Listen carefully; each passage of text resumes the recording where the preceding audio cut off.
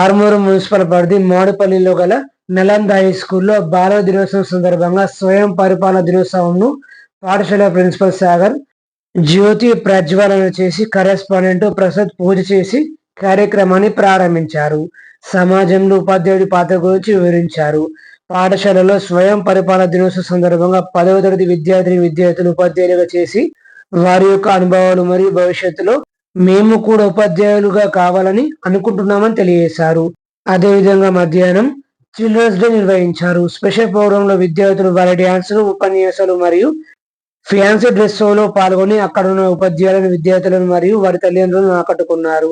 Olympiad school మరియు free school విద్యార్థులకు ఈ నెలలో నిర్వహించిన SA1 పరీక్షల్లో మొదటి 3 ర్యాంకులు సాధించిన విద్యార్థులకు వారి తల్లిదండ్రుల సమక్షంలో ప్రసాద్ సాగర్లు ఘనంగా సన్మానించారు.